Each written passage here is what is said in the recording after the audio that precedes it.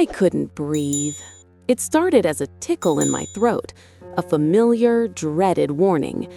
I'd been so focused on the new exhibit, on the sharp lines of the sculptures and the hushed whispers of the art patrons, that I hadn't paid attention to the appetizers being passed around. I had popped a small, nut-covered pastry into my mouth without thinking. Cashews. The one thing. My throat was closing up, my lips starting to tingle and swell. My emergency injector was in the car, miles away, in the Institute's underground parking garage. Panic seized me. The room, full of my father's wealthy friends and colleagues, suddenly felt like it was closing in. Their laughter sounded distant and distorted. I stumbled away from the crowd, gasping for air, my vision starting to blur at the edges. I leaned against a wall in a deserted hallway, my chest tight, each breath a painful, whistling struggle. My phone. I fumbled for it, my fingers numb and clumsy. I had to call Dad, but I couldn't even manage to unlock the screen.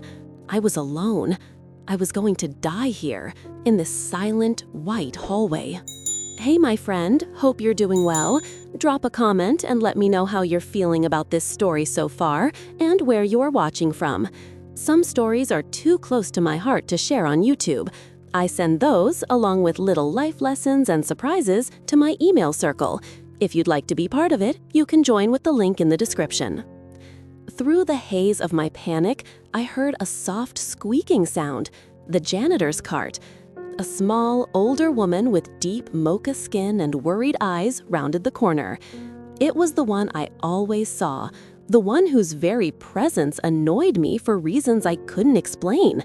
She looked at my red, swelling face, at my desperate fight for air, and her eyes widened in recognition, not of me, but of my symptoms. She rushed over. "Breathe slow, Nina, breathe slow," she said, her voice a low, calming rumble. Her accent was thick, a sound from a world my father had left behind. I wanted to push her away. Her hands looked rough, stained with chemicals. I didn't want her touching me. I tried to wave her off, but I was too weak. She ignored my gesture. She looked closely at my face, her brow furrowed with a terrifying certainty. "It is the cashews," she said, her voice firm. "Your face gets red, just like your father." The words barely registered. How could she know that? My allergy was severe, specific, and my father, he never got sick. He was perfect. He was invincible. Her words made no sense. I thought I was imagining things, my brain starved of oxygen. "No," I rasped, shaking my head. She didn't listen. She reached into the pocket of her worn blue uniform and pulled out a small cloth pouch. She emptied a few dried, fragrant leaves into her palm, crushed them with her knuckles, and mixed them with a little water from the bottle on her cart. It became a thick, green paste. "Put this on your skin," she ordered gently. "On your neck, your lips. It will help." I recoiled in disgust. "No, get away from me." The idea of putting some strange, homemade concoction from a janitor on my skin was horrifying. Who knew where those hands had been? What if it made it worse? But I was fading, my vision tunneling into a small, dark pinprick. Tears welled in her eyes as I pushed her hand away. Her expression wasn't angry, it was heartbroken. She looked at me, her face a mask of pure terror and love, and she pleaded with me in a voice that cracked with emotion. "Por favor, mi vida," she begged, her voice breaking. "Please, my life, I cannot lose you, too." That phrase, mi vida, it was a ghost on my father's lips, something he'd only whisper when he thought I was asleep, a relic of a language he refused to speak. It sent a jolt through my foggy brain. But that wasn't what stopped my heart. As she reached for me again, her uniform sleeve slid up her forearm, and there, on her deep mocha skin, was a birthmark. It was a strange, intricate shape, like a tiny, scattered map. It was the exact same, unique shape as the one on my own arm, a perfect mirror image. My world went from a pinpoint of light to complete darkness.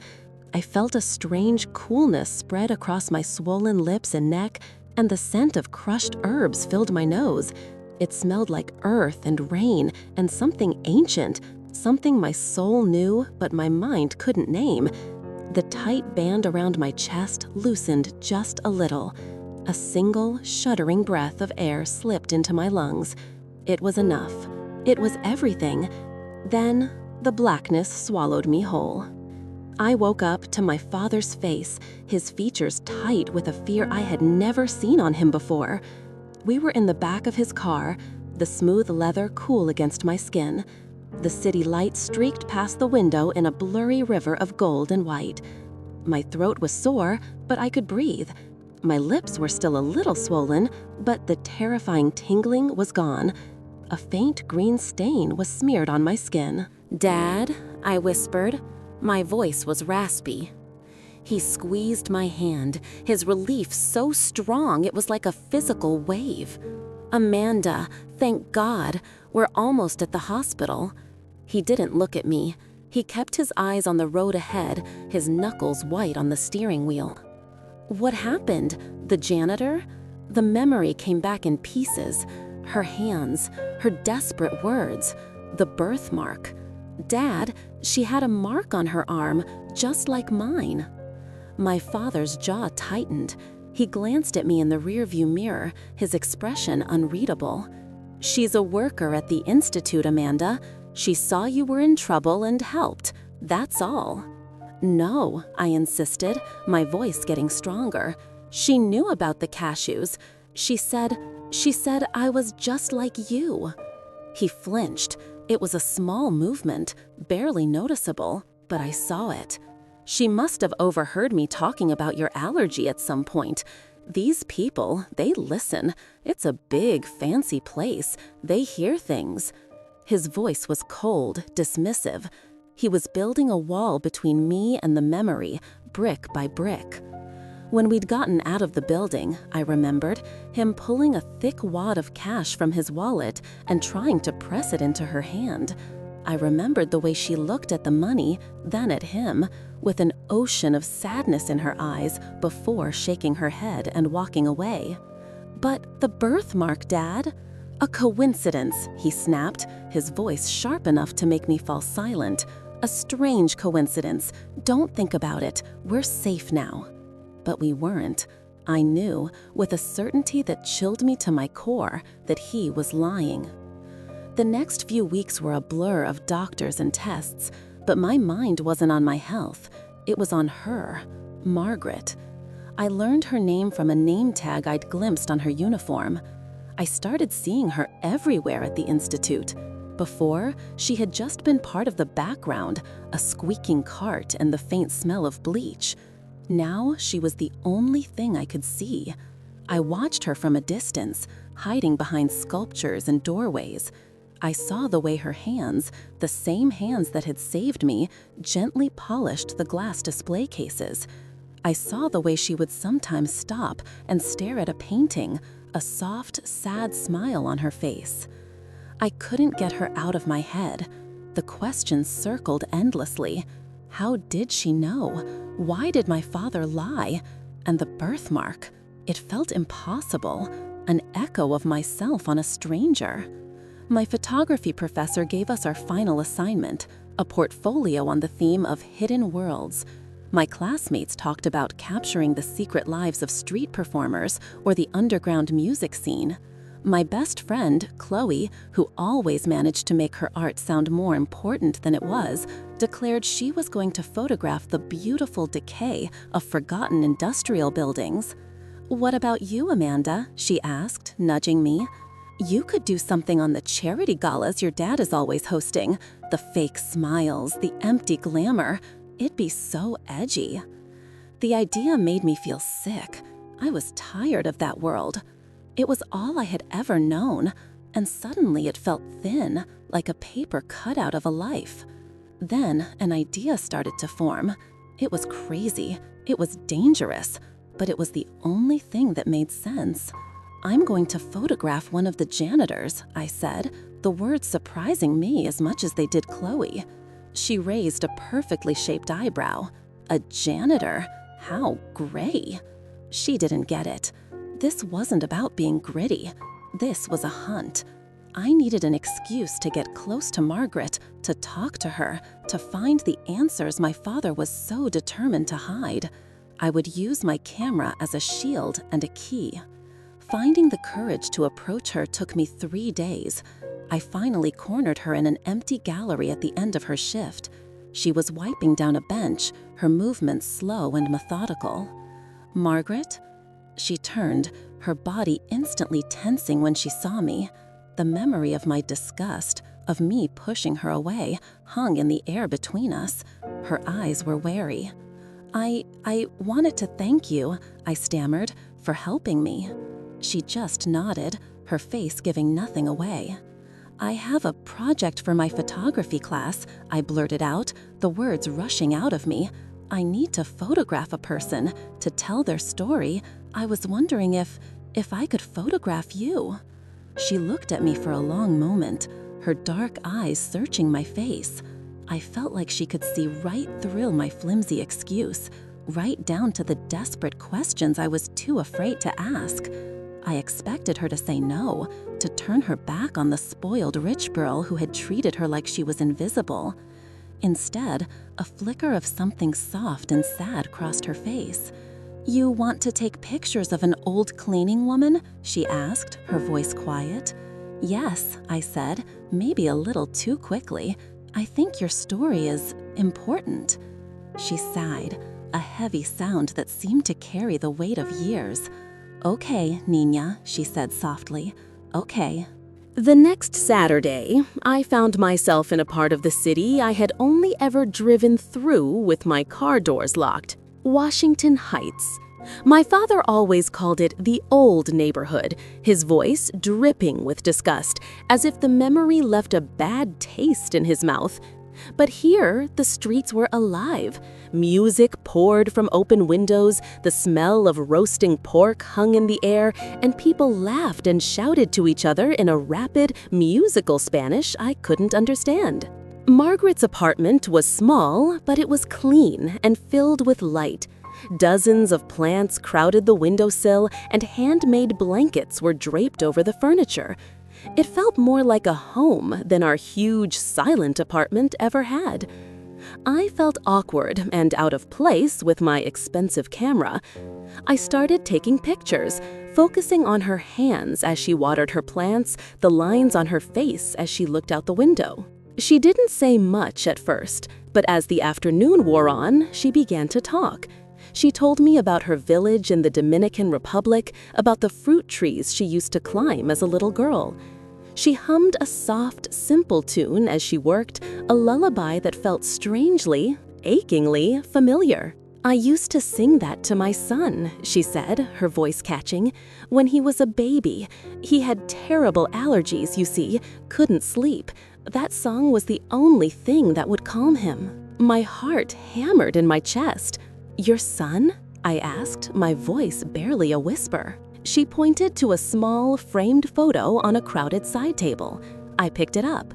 It was a faded picture of a young boy, no older than 7 or 8. He had big, serious eyes and a stubborn set to his jaw. He was smiling, but it didn't quite reach his eyes. His skin was the color of tawny honey.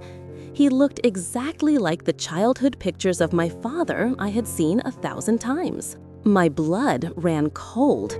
That night, I couldn't sleep. The boy in the picture, the lullaby, the allergies, the birthmark, it was all a roaring storm in my head. I had to ask him. I had to know. I found my father in his study, staring out at the city skyline. "Dad?" He turned, a tired smile on his face. "Amanda, you're up late." I took a deep breath. "I was with someone today, an old woman. She sang a song to me, a lullaby in Spanish. I hummed the few notes I could remember, and she said a phrase, mi vida." I looked him straight in the eye.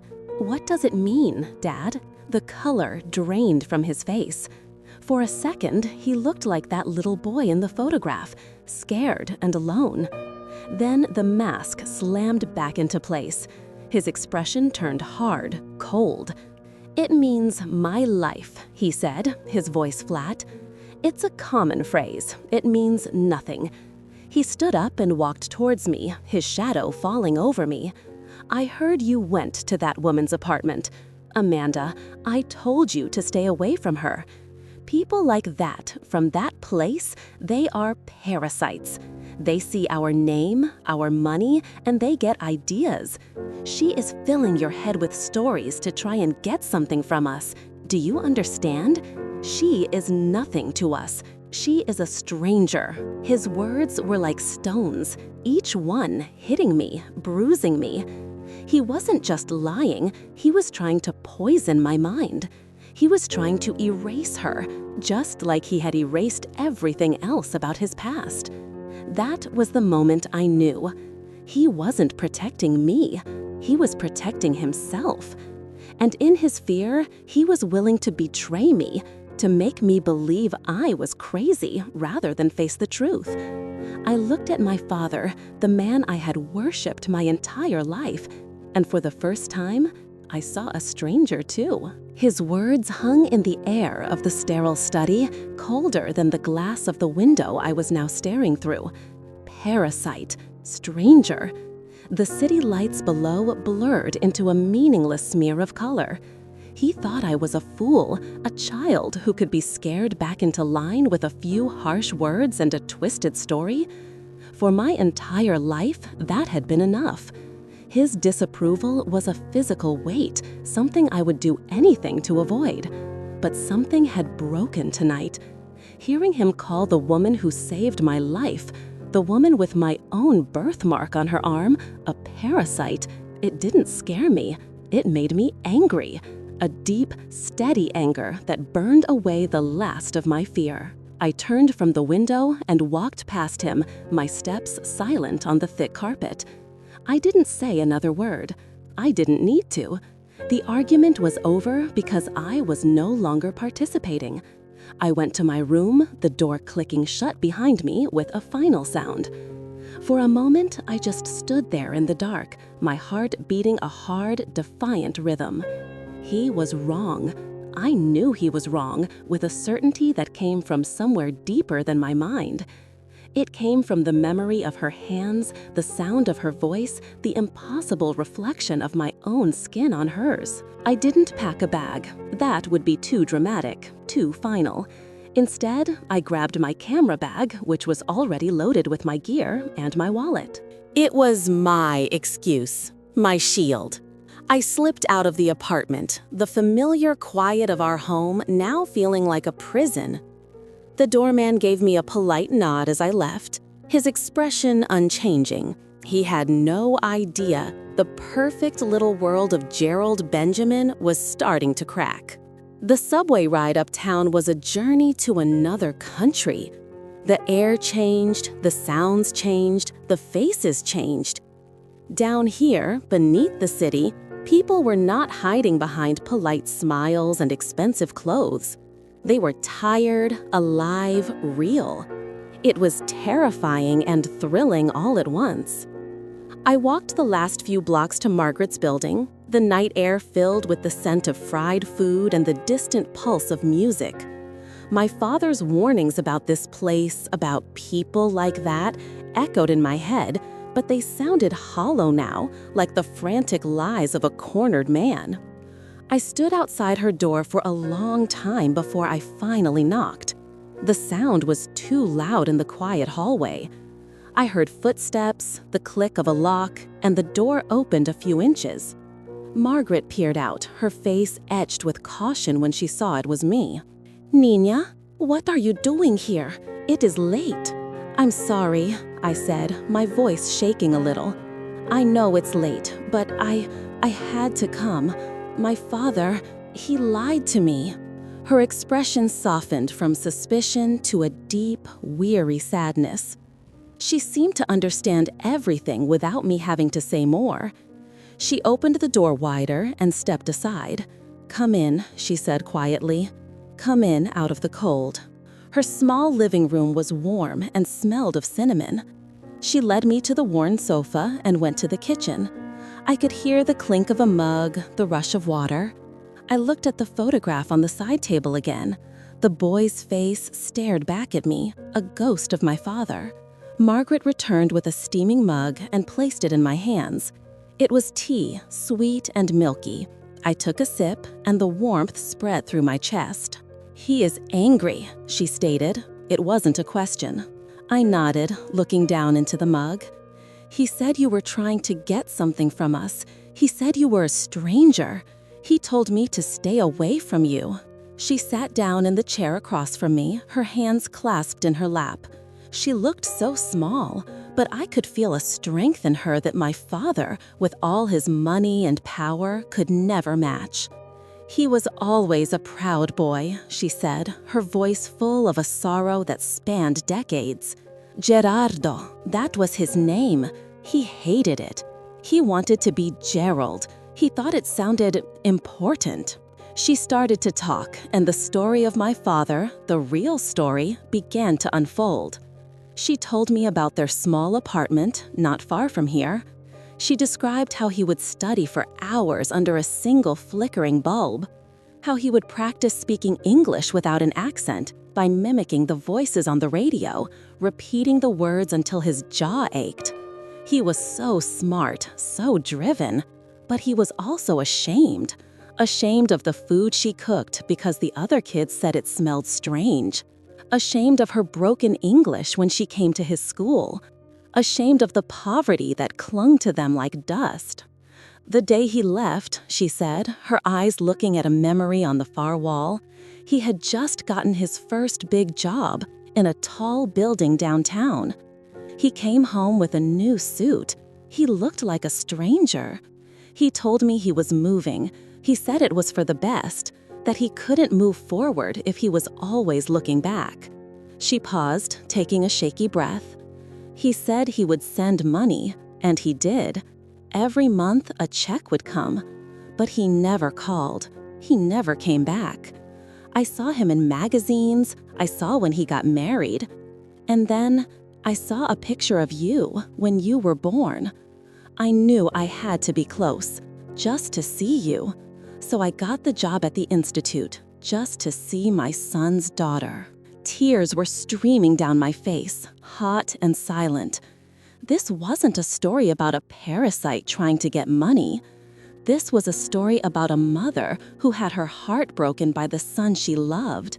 A son so desperate to escape his past that he cut out the piece of himself that mattered most. My phone buzzed in my bag, a harsh, angry sound. I ignored it. It buzzed again and again. I knew it was him. Finally, I pulled it out. There were 7 missed calls and a string of texts. "Amanda, where are you? I know where you are. Get home, now. You are making a terrible mistake. If you are not home in 1 hour, I am cutting you off. No more money, no more anything. Don't think I'm bluffing." I showed the screen to Margaret. Her face tightened with fear, but not for herself, for me. "You should go," she whispered. "He will hurt you to hurt me." "No," I said, my voice clear and strong. I turned the phone off and set it on the table. "I'm not going anywhere. He can have his money. I don't want it." In that moment, I meant it. His money was a cage, and I had just realized it was unlocked. Making that choice, saying those words, felt like my first real breath of air. Margaret reached across the small table and took my hand. Her skin was rough, but her grip was firm. "You have his stubbornness," she said, a small, sad smile touching her lips. "But you have my heart." She squeezed my hand. "He was not always this way. Before he wanted to be Gerald, my Gerardo, he was a happy boy. He loved to dance, and he loved my son Cocho more than anything." She got up and went to a small wooden chest in the corner of the room. She opened it, the hinges sighing softly. The air filled with the faint scent of cedar and thyme. She pulled out a small, tattered bundle of cloth and brought it over to me. She unwrapped it carefully on the coffee table. Inside was a tiny pair of scuffed leather shoes, a report card with the name Gerardo Benjamin written in looping cursive, and a small hand-carved wooden bird, its paint faded and chipped. "He made this for me," she said, touching the bird with a gentle finger. "When he was 9, he said it was a nightingale to sing to me when he was gone." I picked up the little bird. It was small enough to fit in my palm, and it felt impossibly heavy. This was real. This was the life my father had thrown away, the love he had tried to bury. He hadn't just left a neighborhood, he had left a mother who saved the toys he made her. I looked from the little bird to the woman sitting across from me, her face a beautiful, tragic map of her life, my grandmother. And I knew my life was no longer my own. It was tied to hers now. I would not let him erase her. I would not let him win. I had made my choice, and there was no going back. I would get her son back for her, or I would lose my father trying. The little wooden bird felt warm in my hand, a solid piece of a past I was just discovering. I slept on Margaret's sofa that night, wrapped in a blanket that smelled like her, like cinnamon and something floral I couldn't name. It was the first time in years I didn't dream. When I woke up, sunlight was streaming through the windows, catching the dust motes dancing in the air. The sounds of the building were alive around me. A baby crying down the hall, music with a heavy beat thumping from the apartment below, the sizzle of something frying in Margaret's kitchen. It was more noise than I usually heard in a week, but it felt strangely peaceful. Margaret was standing over the stove, a simple blue apron tied around her waist. She was mashing green plantains in a wooden bowl. She looked over her shoulder and smiled at me, a real smile this time, not shadowed by sadness. "Good morning, Nina. You hungry?" I nodded, feeling shy and out of place. My designer clothes felt like a costume here. I watched as she moved around her tiny kitchen with an easy grace, adding onions and a splash of oil to the pan. She handed me a knife and a few cloves of garlic. "Peel these," she said simply. My hands, which were used to holding cameras and phones, felt clumsy. I fumbled with the papery skin, my nails digging into the sticky flesh. Margaret didn't correct me. She just waited, humming that same lullaby from the day before. It wasn't a sad song anymore. Here, in the sunlit kitchen, it was a song of routine, of life. We ate at her small kitchen table, the mango rich and savory. It was the most delicious thing I had ever tasted. I realized I had never really cooked anything in my life. Our chef prepared my meals. I just ate them. Here, I had helped. I had peeled the garlic. It was a small thing, but it felt huge. After we ate, I insisted on washing the dishes. Margaret protested, but I needed to do something, to contribute in some way. As I stood at the sink, the warm water running over my hands, I felt a strange sense of calm. This was real. This work, this small apartment, this woman. This was more real than any art gallery gala had ever been. The calm didn't last. Margaret needed a few things from the bodega down the street. She gave me a small list and a $20 bill. "Get the good cilantro," she instructed, "and tell Hector I say hello." It felt like a test, a mission. I walked out into the neighborhood alone for the first time. The sun was bright, the street was crowded. I felt people's eyes on me, on my expensive jeans and silk shirt. I felt like an alien. At the small market, I gathered the items on the list. The cilantro smelled bright and green, a world away from the plastic-wrapped herbs in the high-end grocery stores I was used to. The total came to $12.42. I reached into my wallet instinctively and pulled out my debit card, the one my father paid for, the one with my name embossed in silver. I handed it to the man behind the counter. He swiped it. A harsh beep filled the small store. He swiped again. Another beep. "No good," he said, shaking his head and handing the card back to me. My face burned with shame. I fumbled in my pocket for the $20 bill Margaret had given me. It was crumpled and soft. I smoothed it out on the counter. The man took it, gave me my change, and I hurried out of the store, my heart pounding. It had happened. My father had done it. He had cut the cord. Standing on the busy sidewalk, I was no longer Amanda Benjamin, daughter of a tycoon. I was just a girl with $7.58 in her pocket. The freedom I had felt last night suddenly tasted like fear. When I got back to the apartment, Margaret must have seen the look on my face. I handed her the groceries and the change, my eyes fixed on the floor. "The card did not work," she said gently. I shook my head, unable to speak. She took my hand. "Money is not life, mi vida. We have food, we have a roof, we have each other. We are rich." I spent the next few days in a haze, learning the rhythms of her life. I went with her to the market, carrying the bags. I helped her clean the small apartment. I spent hours with my camera, not for the project anymore, but for me. I took pictures of the way the light hit her face as she prayed in the morning.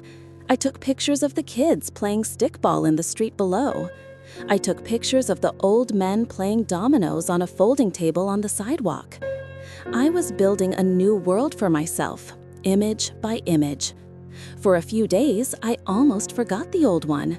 I almost believed we were safe, hidden away in this vibrant corner of the city. One afternoon, my phone rang. I had kept it off, but I turned it on to charge, just in case. It was Chloe. My stomach twisted into a knot. "Amanda? Oh my God, Amanda, are you okay?" she cried, her voice high and panicked. "I'm fine, Chloe. What's wrong?" "What's wrong? My parents got a call from your father. He said you've been taken in by some crazy old woman from his past. He said she's unstable and trying to get money from him, and that you've had some kind of breakdown and she's manipulating you. He's telling everyone you're not well. He's going to try and get some kind of legal order. Amanda, what is going on?" The floor dropped out from under me. He hadn't just cut off my money, he was destroying my name. He was trying to make me seem crazy, to erase my credibility so no one would ever believe my story over his. He wasn't just disowning me, he was trying to unperson me. He was isolating me, turning my friends against me, making sure I had nowhere to go, no one to turn to. He was burning every bridge, so I would have no choice but to crawl back to him. "He's lying, Chloe," I said, my voice trembling with a rage so cold it felt like ice in my veins. "He's lying about everything." "I don't know what to believe, Amanda," she whispered, and in her voice, I could hear the poison working. I could hear the doubt. She came from a world just like mine, a world where fathers were pillars of society and janitors were invisible. Who would she believe? The celebrated Gerald Benjamin or the rambling, unstable daughter he described? I hung up the phone, my hands shaking. I felt trapped. The apartment suddenly felt small, like a cage. Margaret was in the living room, mending a tear in one of her work shirts, her needle moving with a steady, practiced rhythm. She looked up and saw my face. "What is it?" she asked, setting her sewing aside. I told her everything, about the phone call, about the lies, about my father painting her as a villain and me as a lunatic. I expected her to be angry or scared. Instead, her face settled into a look of profound sorrow. She wasn't surprised. She had known this man his whole life. She knew what he was capable of. I started pacing the small room, my mind racing. What do I do? He's going to ruin you. He's going to ruin me. Maybe I should just go. If I leave, he'll leave you alone. "And where will you go?" she asked, her voice calm in the storm of my panic. "Back to him? To a life that is a lie? No, we do not run. Then we fight, I said, my voice rising. I'll tell everyone the truth. I'll post the pictures online. I'll tell the newspapers. I'll show them the photo of him as a boy. And what will that do? She said, her voice cutting through my anger. It will make him a victim. A poor immigrant boy whose crazy mother has come back to haunt him. He will twist it. He knows how to use words to make himself look good. That is his great talent. Anger will not beat him, mi vida. He feeds on anger. It makes him stronger.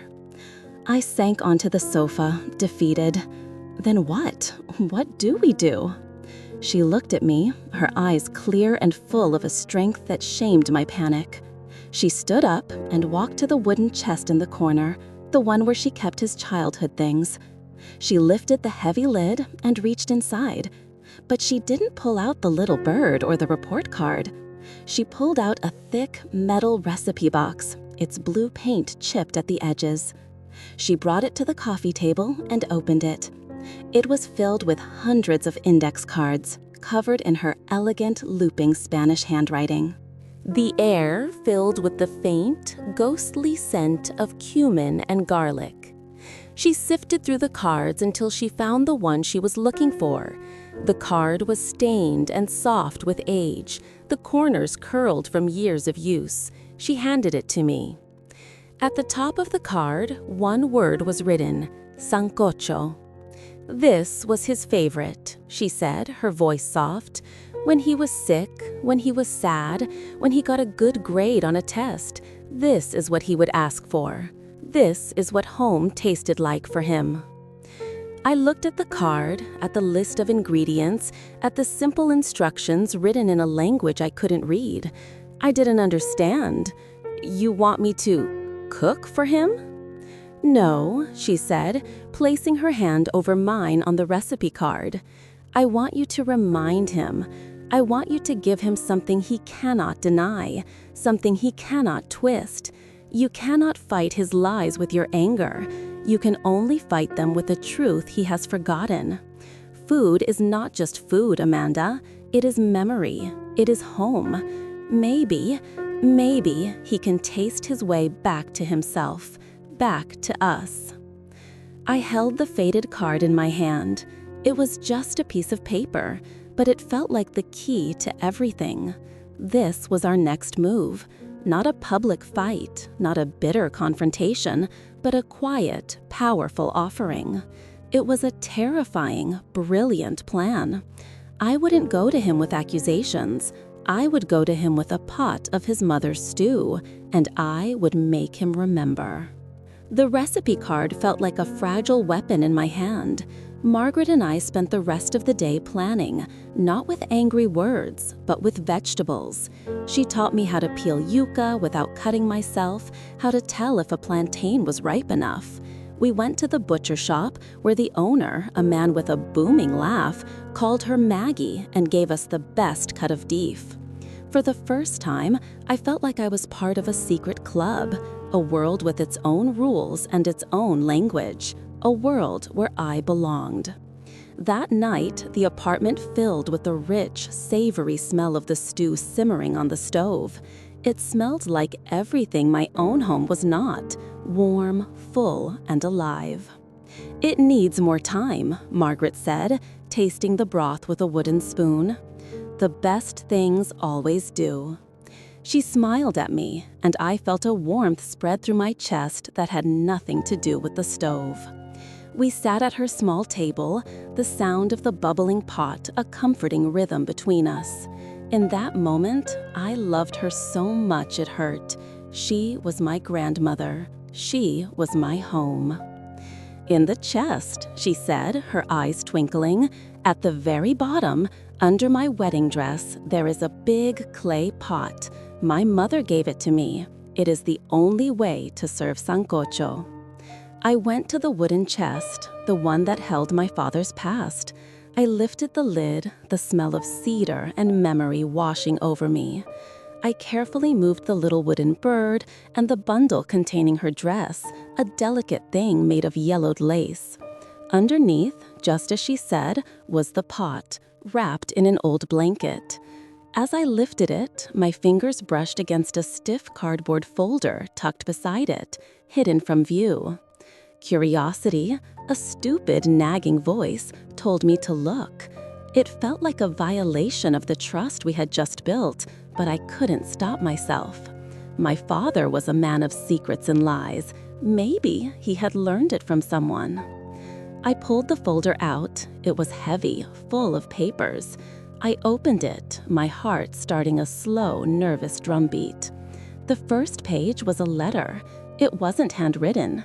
It was typed on official-looking paper with the name of a law firm at the top. I scanned the words, my brain struggling to understand. Reed, Benjamin versus Benjamin? My eyes jumped down the page, catching phrases. Formal claim, paternal recognition, ongoing financial support, retroactive payments. My blood went cold. This was a legal claim, a lawsuit, against my father. My hands started to shake as I flipped through the pages.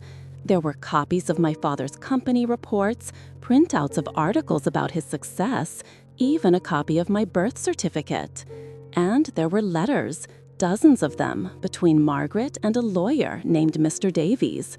They were planning, strategizing. The dates were a punch to the gut. The first letter was from 6 months ago, long before the art exhibit, long before I'd ever spoken a single word to her. One letter from the lawyer to Margaret made my vision swim. Margaret, it read, mere relation is not enough. The courts will be sympathetic, but Gerald will fight this. We need leverage, something personal, a way to get past his lawyers and force an emotional reaction. An opportunity to show his negligence, not just to you, but to his own child, would be ideal. An opportunity?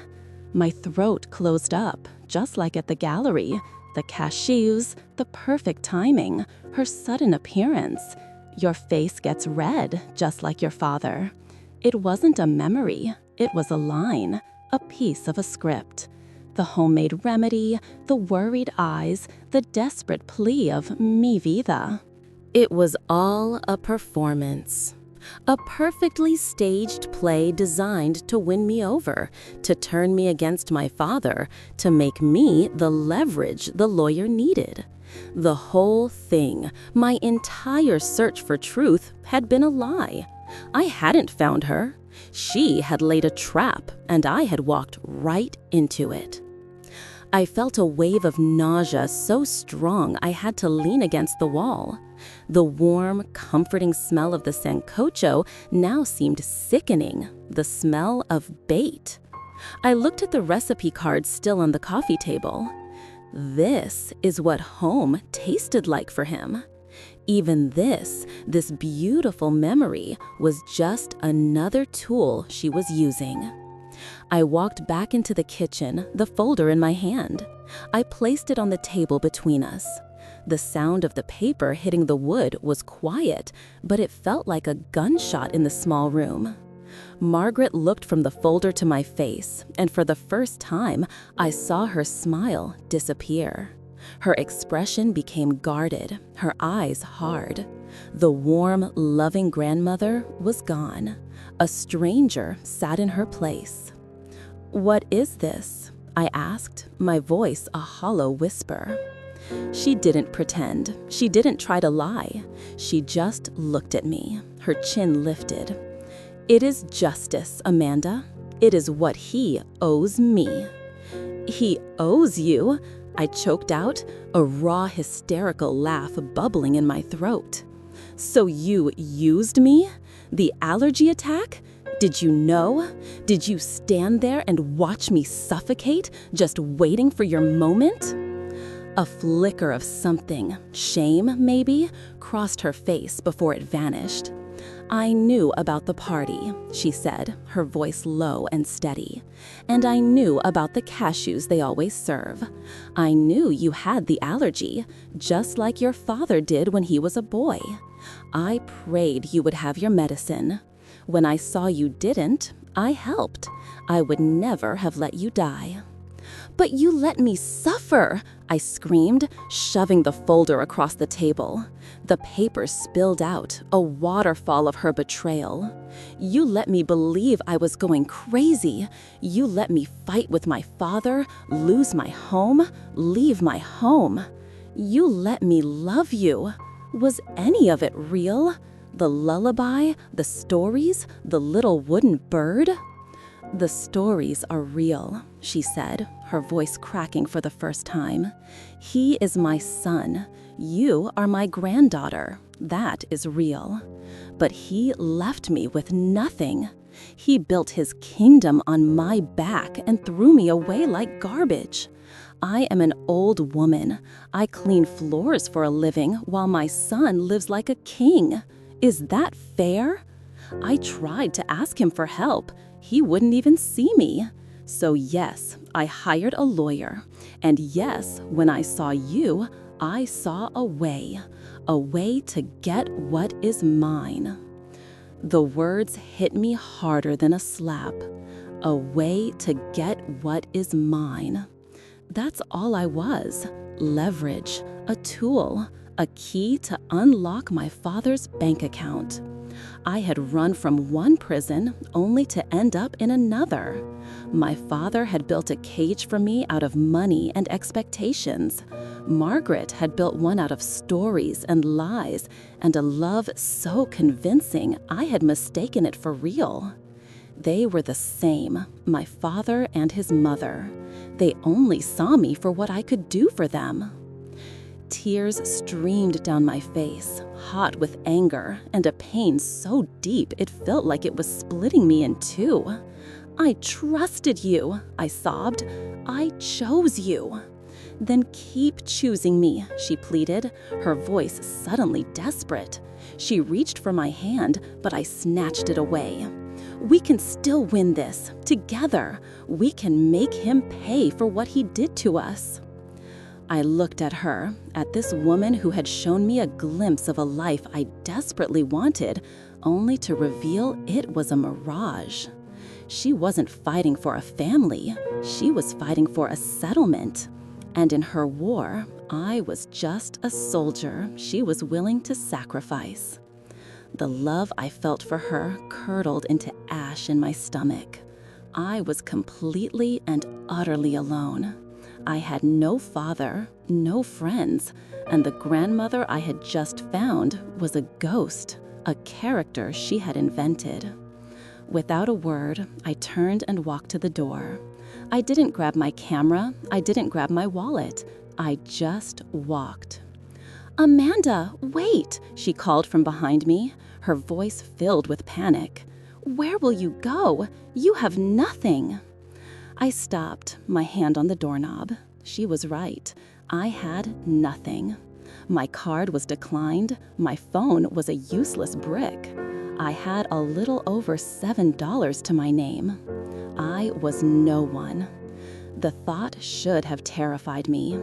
But as I stood there, on the edge of leaving the last lie behind, all I felt was a strange, cold clarity. "I have my name," I said, not looking back.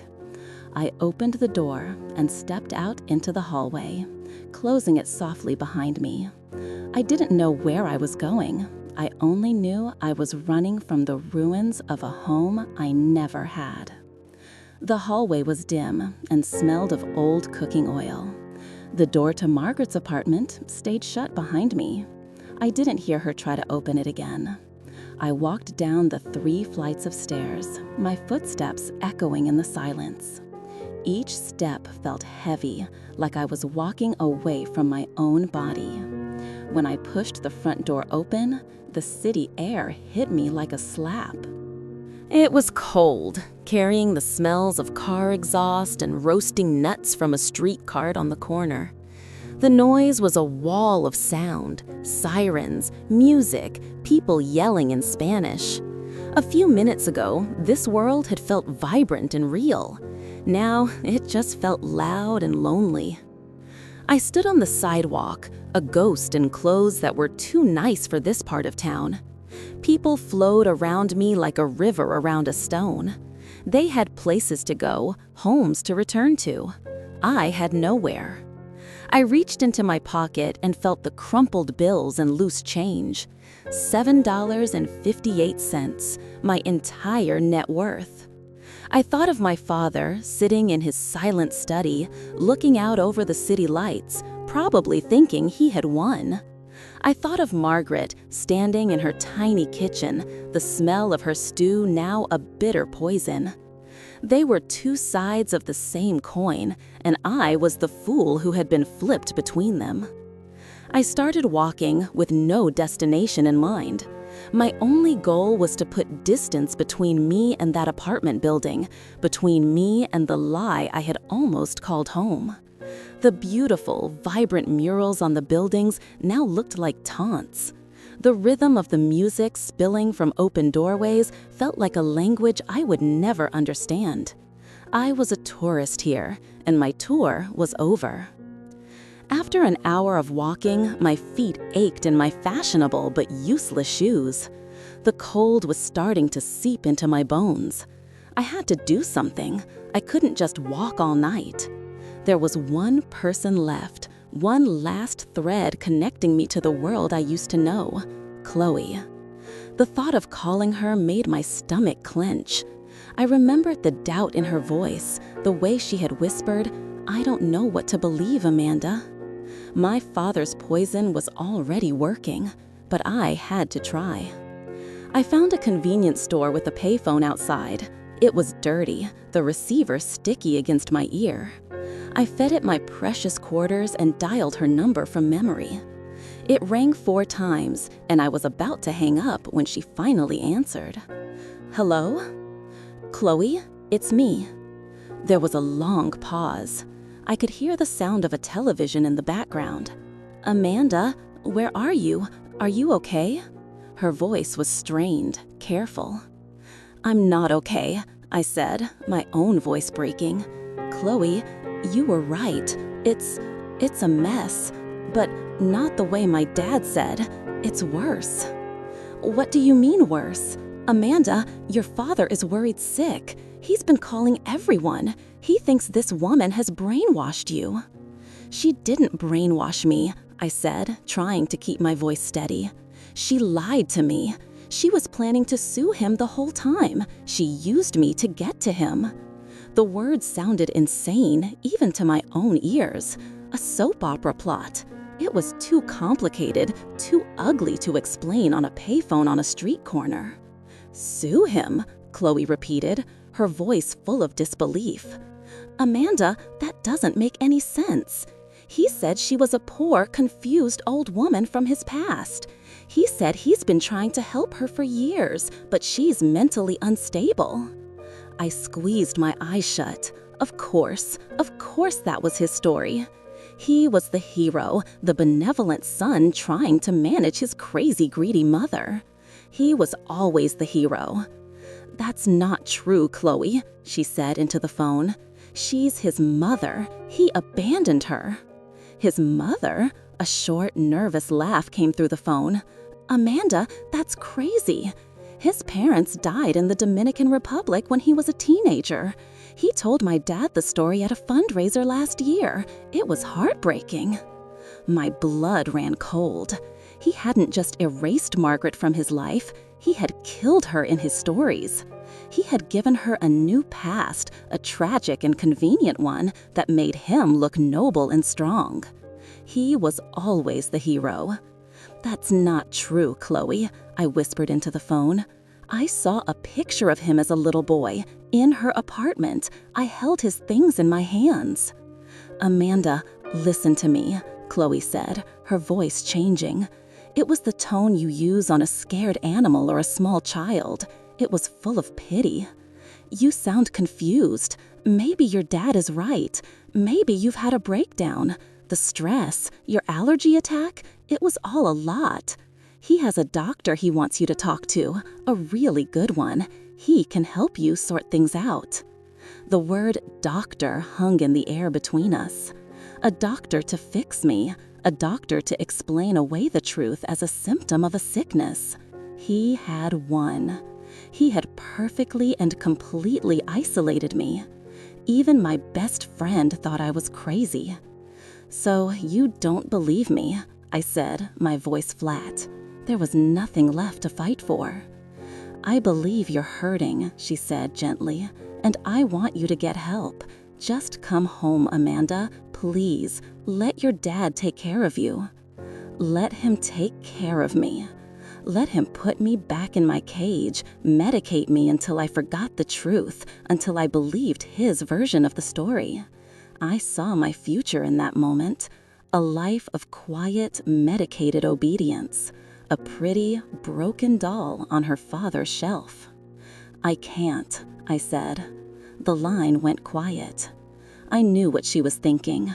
I was choosing the fantasy, the breakdown, over my own family, over her.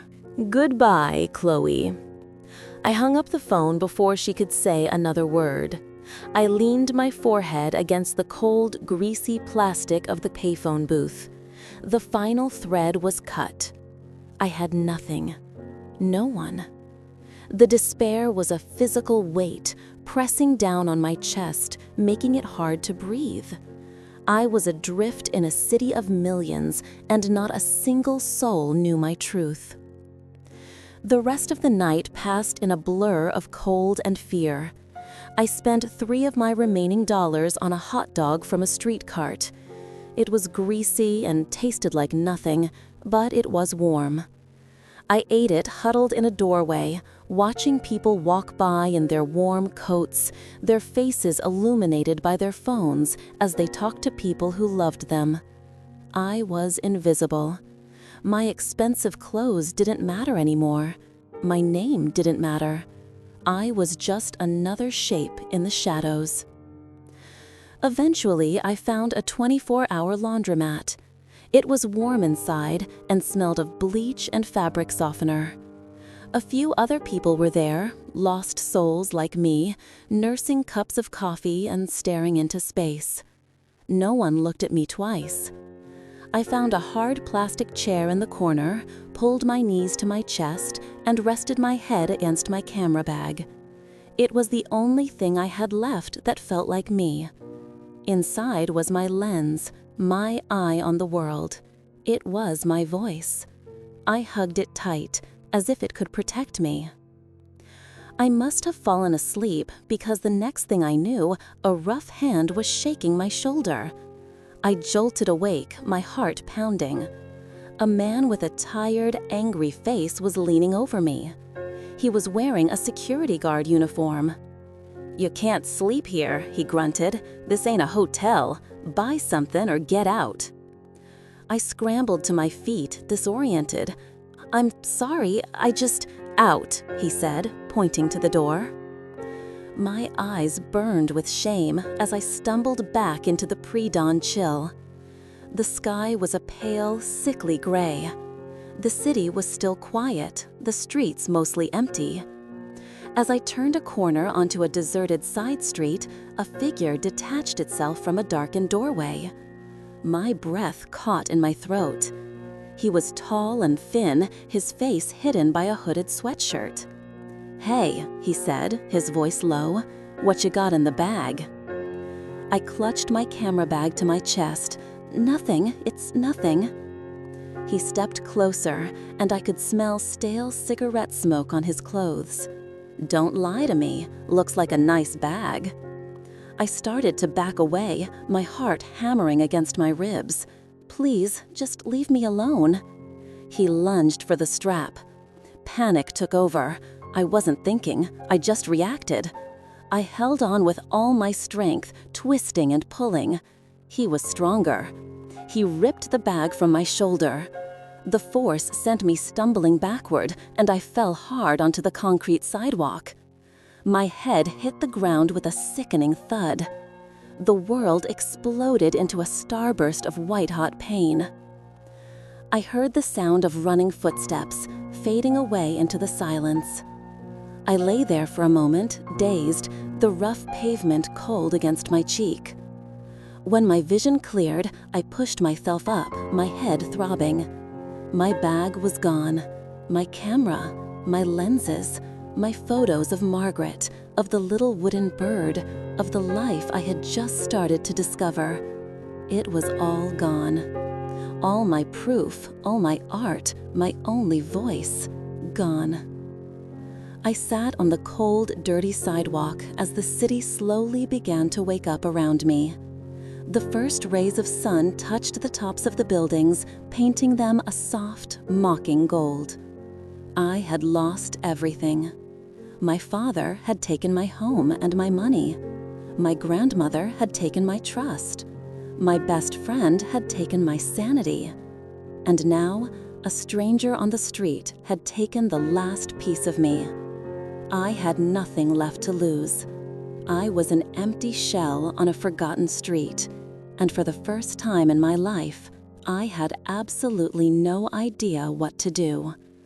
I was a ghost, a story no one would ever believe. I sat on the concrete, a dull throb pulsing at the back of my skull where it hit the ground. The world slowly came into focus.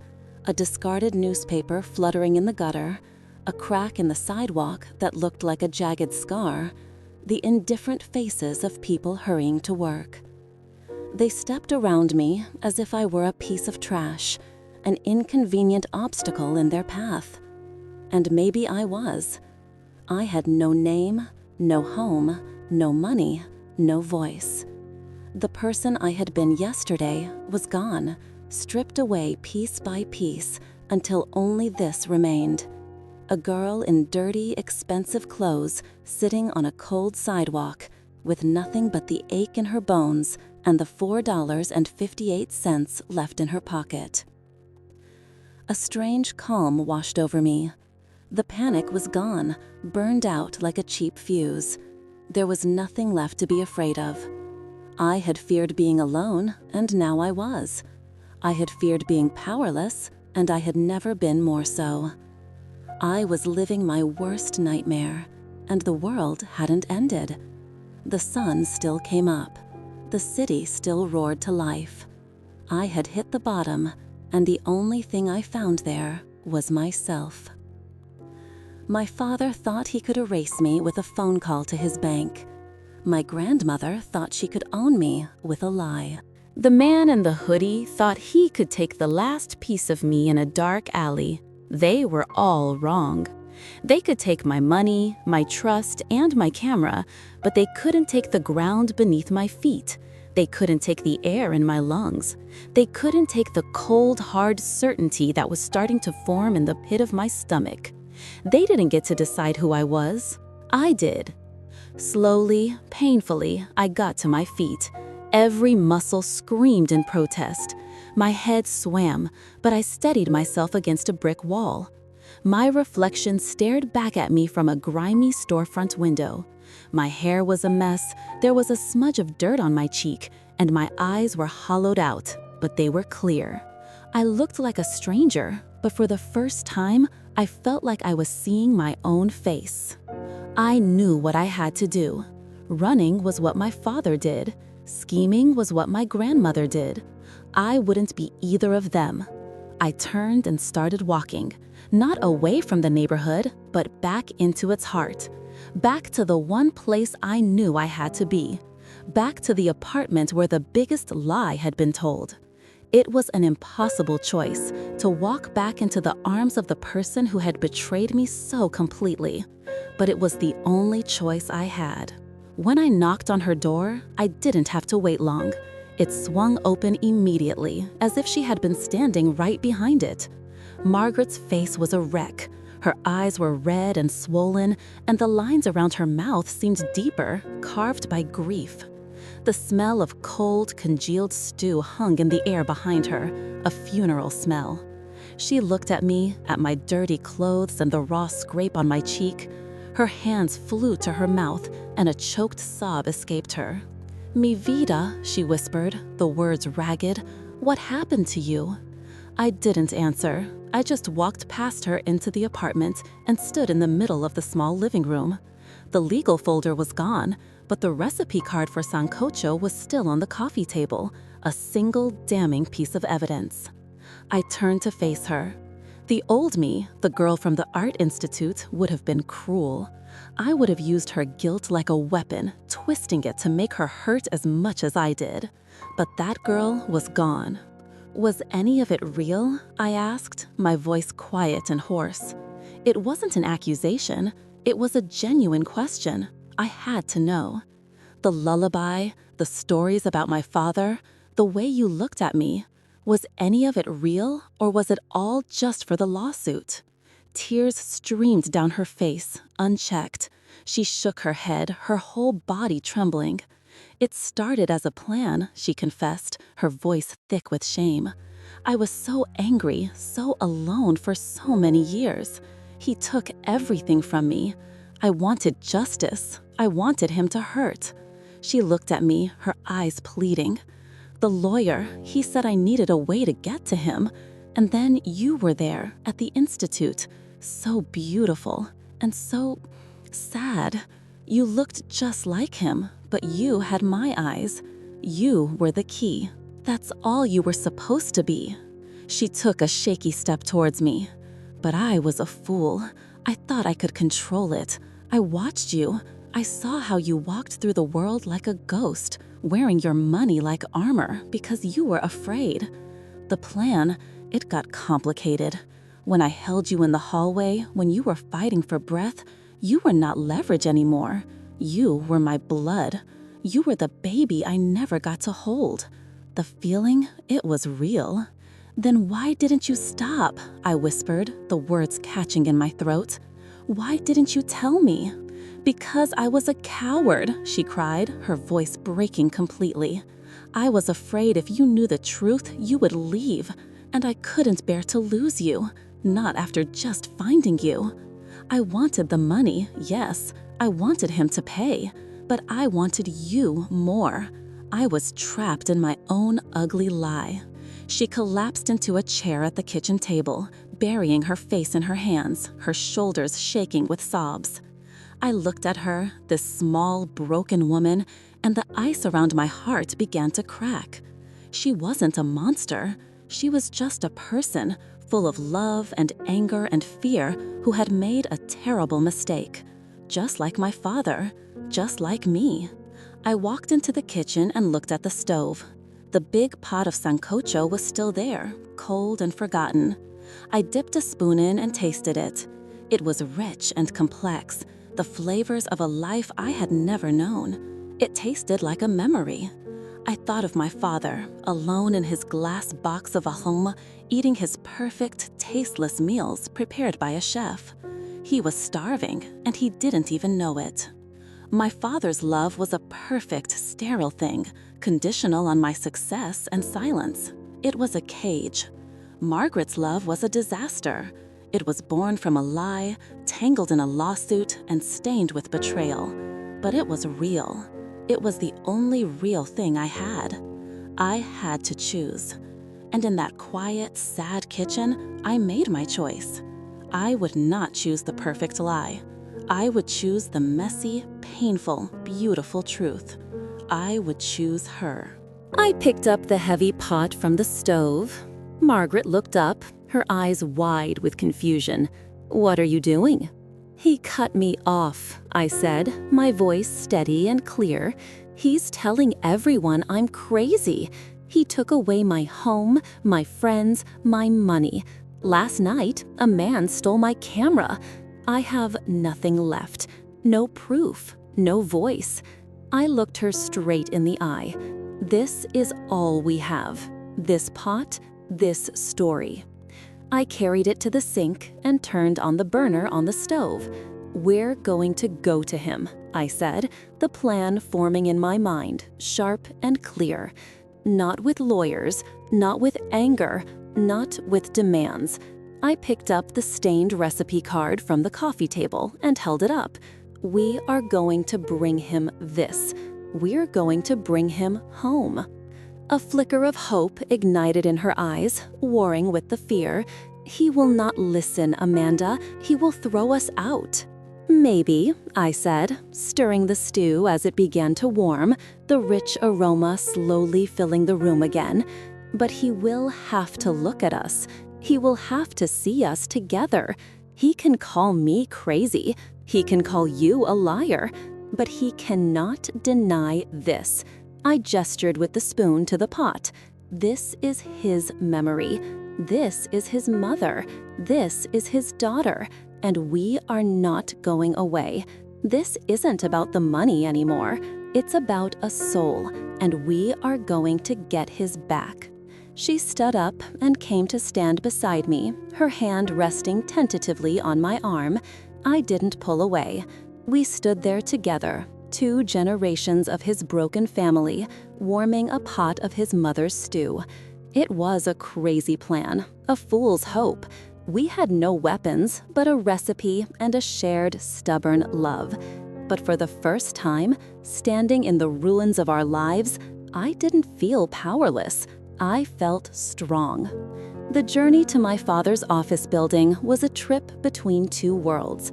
Margaret held the heavy clay pot, wrapped in towels to keep the sancocho warm. She cradled it in her lap in the back of the taxi, like it was the most precious thing on earth. And it was. It was our only weapon. I sat beside her, my hands clenched in my lap. I wasn't the girl who had ridden in a car like this 1,000 times. I was someone else now, someone who had slept in a laundromat and felt the cold fear of having nothing. I watched the familiar, grand buildings of downtown slide past the window. They didn't look impressive anymore. They just looked like tall, empty boxes. The real world, the world full of life and garlic and struggle and love, was in the pot between us. When we pulled up to the skyscraper, a tower of dark glass and steel that was designed to make people feel small, I took a deep breath. This was his fortress. We were here to tear down the walls. We walked into the lobby, and the change was immediate. The noisy, colorful world of Washington Heights vanished, replaced by a deep, humming silence. The air was cold and smelled of nothing. Men and women in dark, severe suits walked quickly across the polished marble floor, their footsteps making no sound. They didn't look at us, but I could feel their eyes sliding over Margaret's simple dress, my rumpled clothes, and the lumpy, towel-wrapped thing she carried. We were a problem they didn't want to solve. At the front desk, a young woman with a tight, plastic smile looked up from her computer. "Can I help you?" she asked, her voice as cold as the marble. "We're here to see Gerald Benjamin," I said. Her smile didn't waver, but her eyes did a quick, dismissive scan of us. "Do you have an appointment?" "No," I said, "but he'll see us." "I'm sorry, but Mr. Benjamin's schedule is completely full. I can't let anyone up without an appointment." She was already looking back at her screen, our conversation over. Margaret placed a gentle hand on my arm. Her touch was a small, steady anchor in the cold, empty space. I looked at the receptionist, at her perfectly styled hair and her polite, impenetrable wall. Arguing with her was pointless. She was just a guard at the gate. I took a step back, turned to Margaret, and spoke loudly for the whole lobby to hear. "I guess we'll just wait here then. Grandma, are you comfortable?" The word echoed in the silence. Grandma. Heads turned. The quiet hum of the lobby faltered. The receptionist's eyes shot up from her screen, wide with alarm. She saw the story she would have to tell her boss.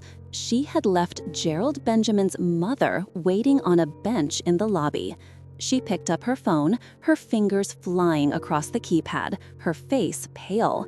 A moment later, a man in a sharper, more expensive suit appeared from a hallway. He looked stressed. "Amanda," he said, his voice a low, urgent whisper.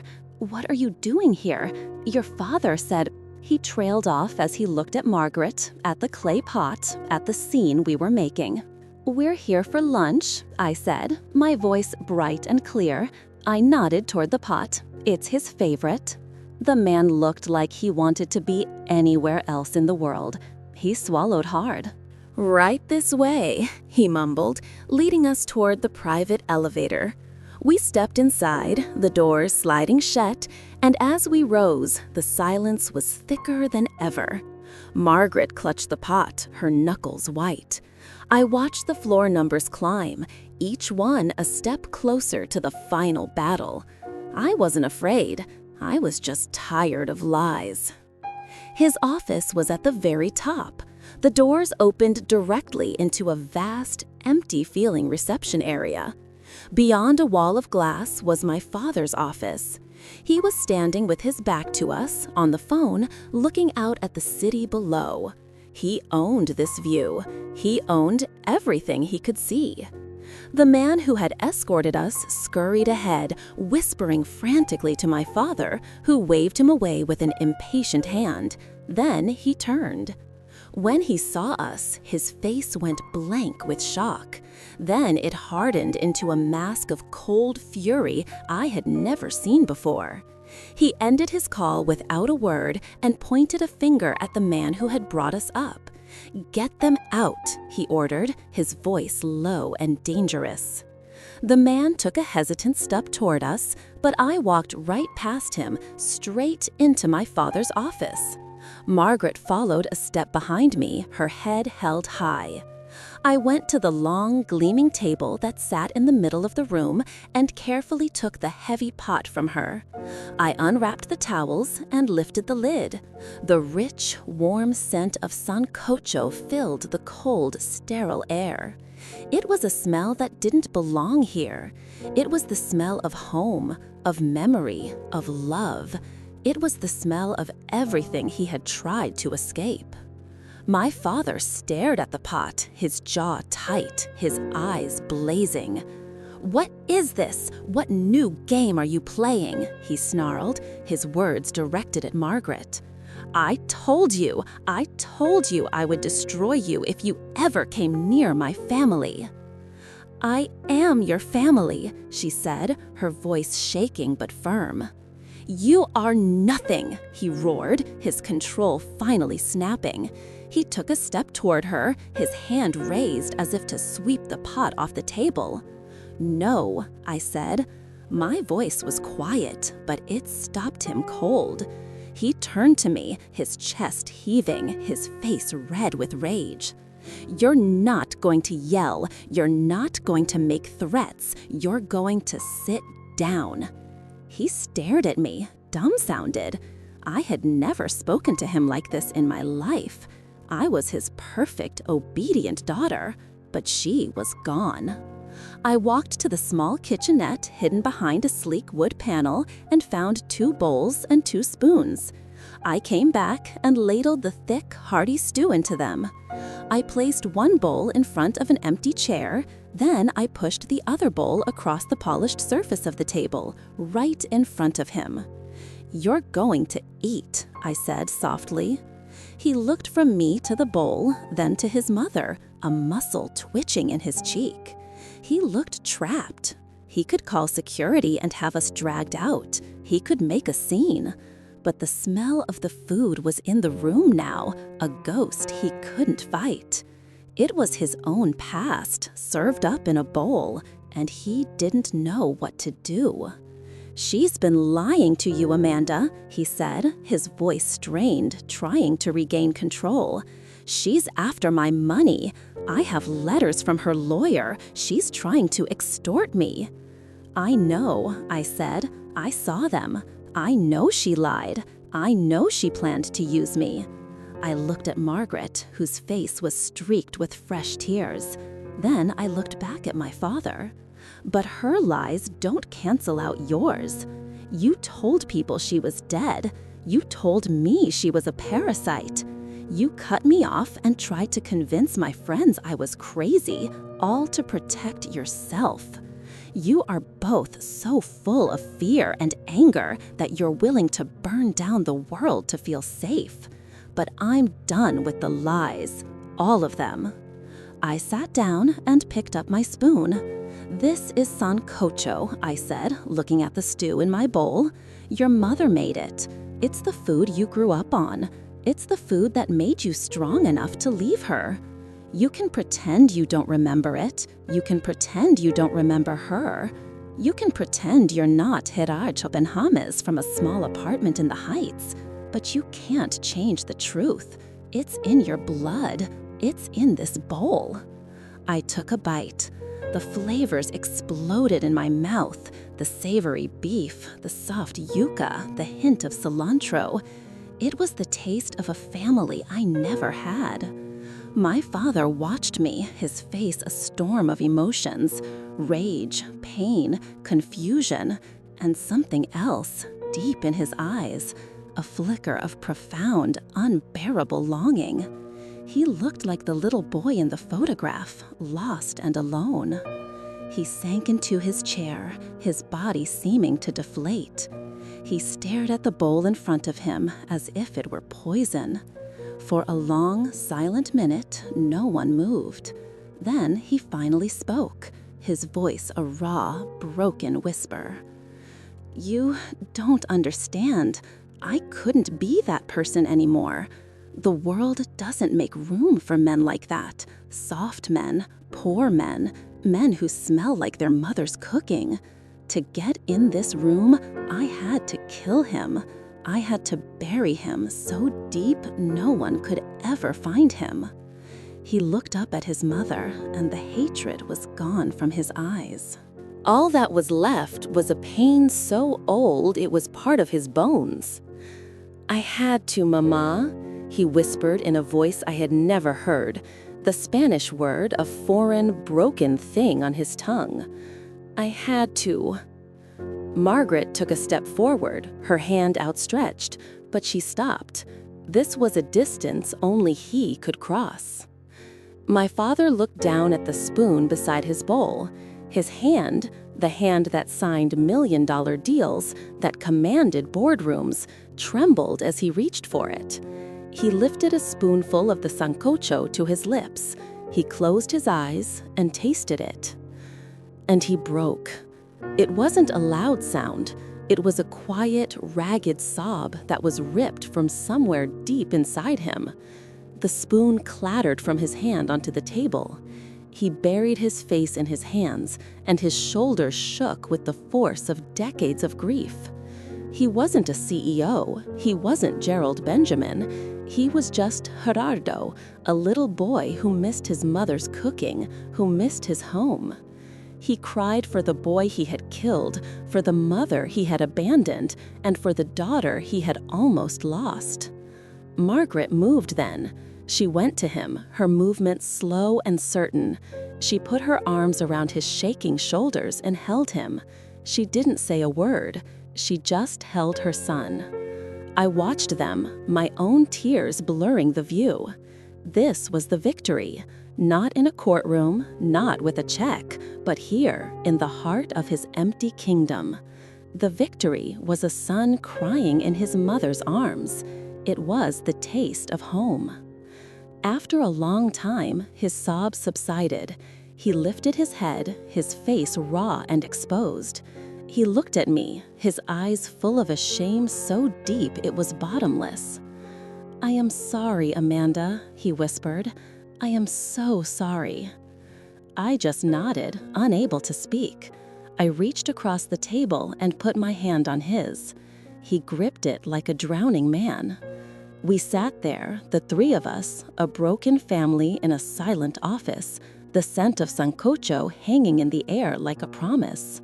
We were a ruin, but we were together. And for the first time, I knew we could rebuild. We didn't leave the office for a long time. The city kept moving below us, but inside that glass room, time had stopped.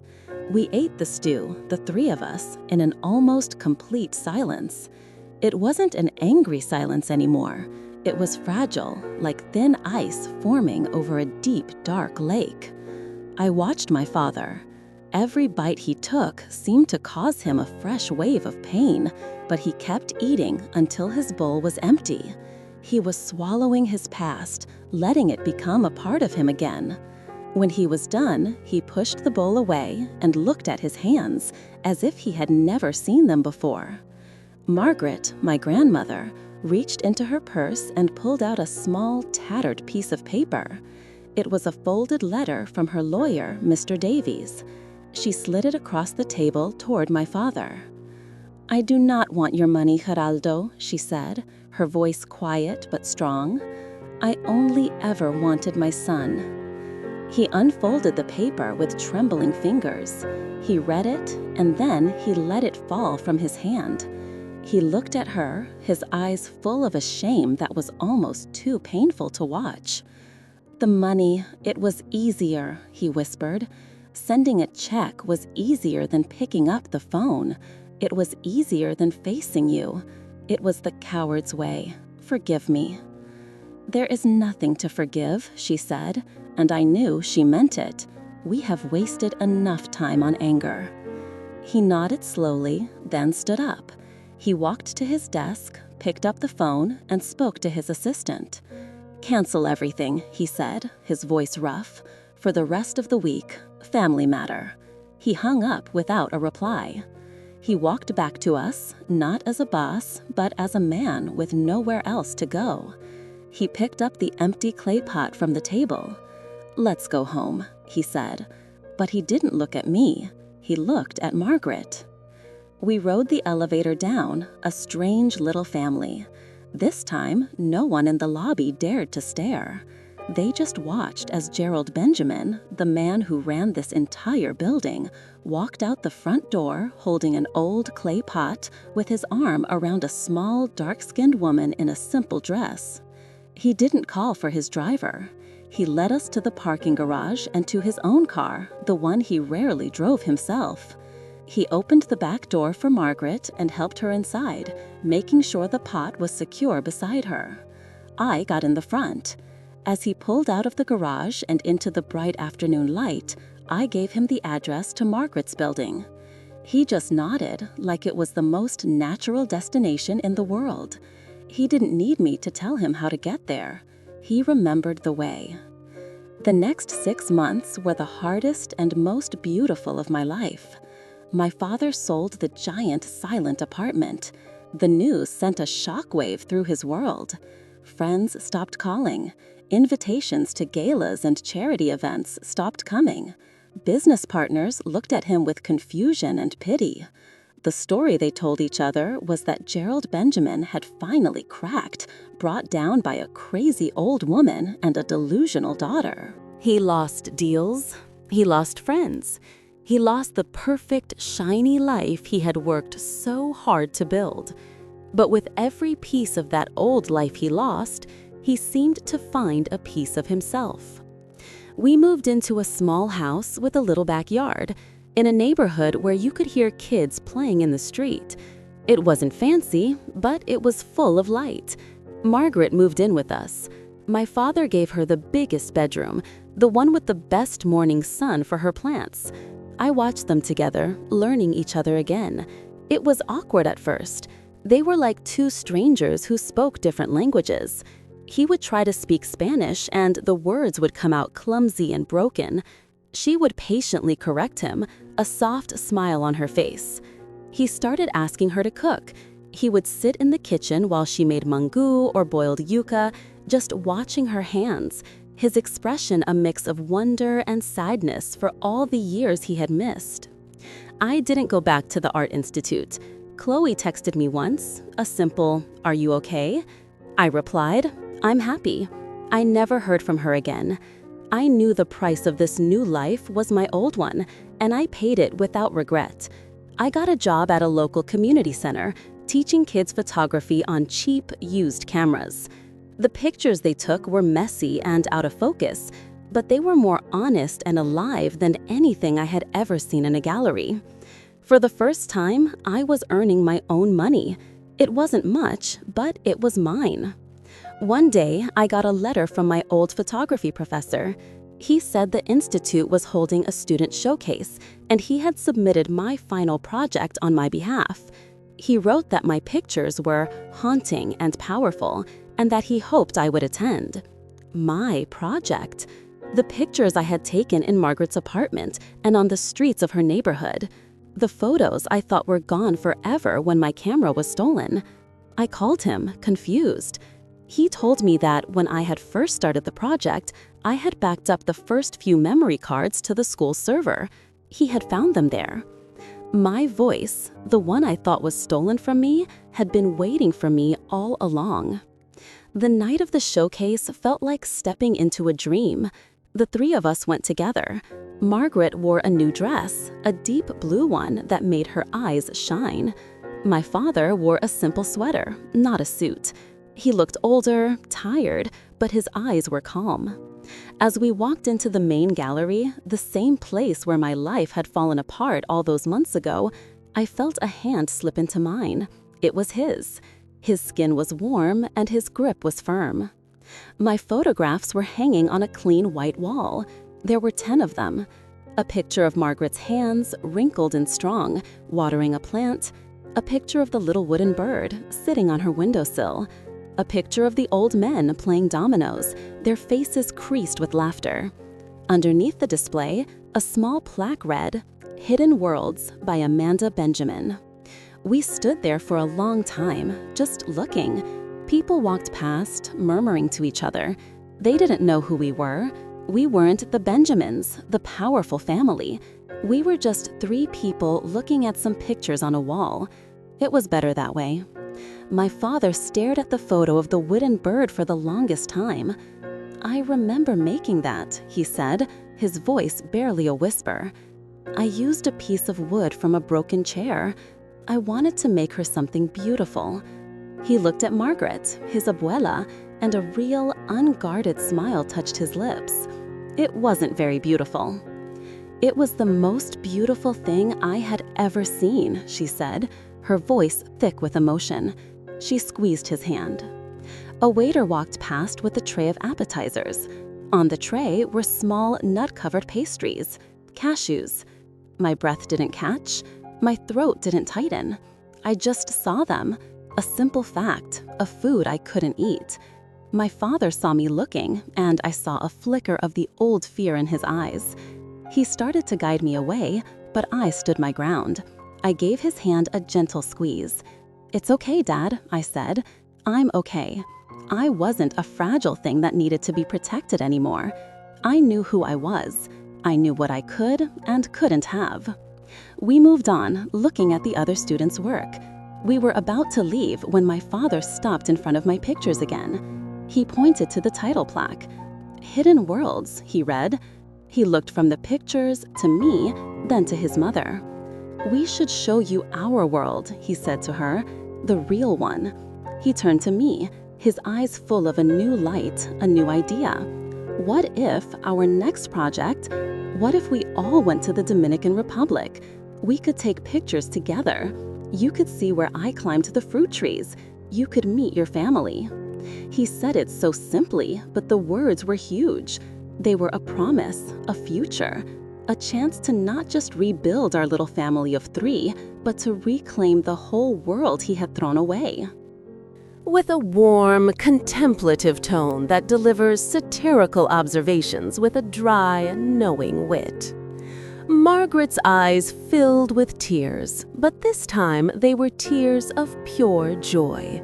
She put her other arm through mine, holding on to both of us. "Yes," she whispered, "yes, we will all go home." Standing there between my father and my grandmother, I felt a sense of peace so deep it felt like it was holding me up. My old life was a ghost. My new life was messy and uncertain and so much smaller than the one I'd had before. But it was real, and it was mine. I had lost a kingdom, but I had found my world. What did this story teach you about identity? Drop your thoughts in the comments and subscribe for more stories that will change how you see the world.